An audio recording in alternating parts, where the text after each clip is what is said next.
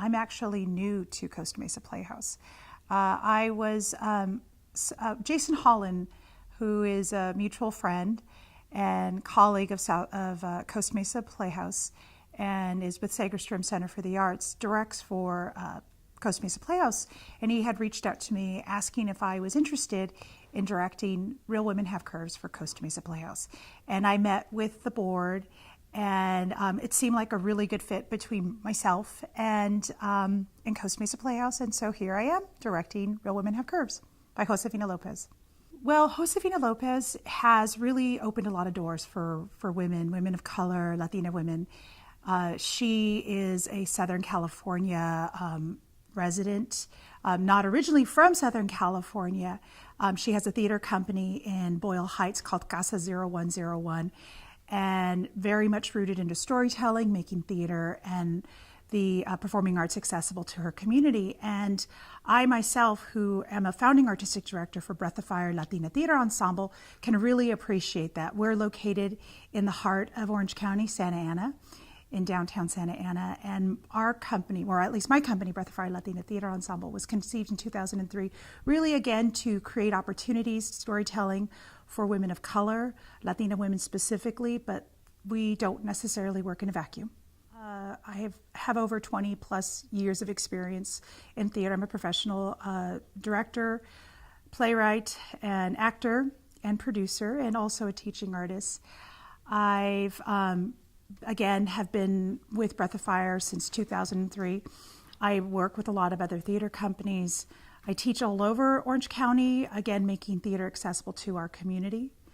And being able to direct Real Women Have Curves is really exciting. It's a first time for Costa Mesa Playhouse, engaging with the Latino community currently in the area.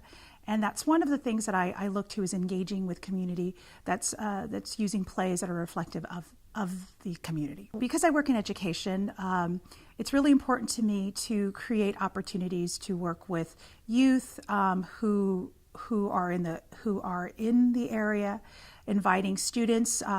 So we're looking right now for this particular play, upper middle school, high school, and early college. And so Dr. Patrice Amon, who is also a colleague of mine, has put together a study guide. So one, it captures some of the idioms, some of the expressions that are in Spanish, but not necessarily just in Spanish, but specifically of Southern California dialects, and the way in which families sort of go back and forth with Spanish and English, what we call Spanglish, kind of in the Chicano language. And so it's a reference. It also highlights the themes that are in the play, and raises questions to help create dialogue about what some things that have been seen. And it doesn't necessarily cover all the questions, because students or people, audience members, definitely raise questions that sometimes you don't expect, or perspectives that you didn't see, which is really great. And again, having moments of engagement is part of the study guide. So our hope is to not only make it accessible to our students, but community or audience members who would like to learn a little bit more about the play, why it came to be.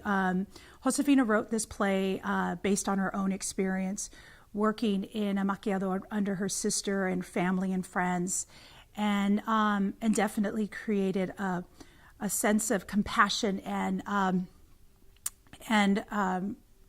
understanding of what these women really experience. She didn't necessarily see herself in this world, but as working in the world, she definitely grew an understanding, a lot of compassion, and understanding the struggles that a lot of these women were encountering while working in this industry. The title alone, Real Women Have Curves, our idea of who we are and how we see ourselves, our body issues, how we eat, or how we socialize with food, how we, the idea of diet, we're not good enough. You can't see yourself because of society, because society can't see you the way you or accept you. So there's a lot of body issues as one of the themes, and then also, of course, immigration. This play was written in the 80s, and it has gone through couple of updates. The current draft that we're using was updated in 2015. And so there's definitely things that are reflective of that time. Because of our current administration and what's going on with immigration, there's definitely much more at stake. But I think it's important that this play is hitting on current topics, current issues, and then also just what women do or what women talk about when they're together.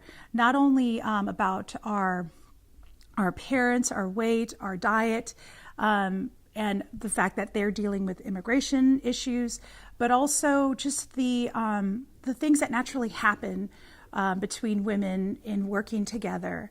There's an incredible line that Anna from the play, how she talks about how the power of when women work together. And I definitely have, it's a strong theme for me in the play, but also the women that I'm working with, my cast, my crew, the producers who are so supportive of it, really are understanding and capturing that. It doesn't feel like work when working on this play. It's a very lovely cast, very lovely crew. And we've definitely unraveled our own issues and how they relate to this play. I've definitely encountered it. And some of the characters are related to each other. There's two sisters and a mother, and that relationship, that dynamic of one,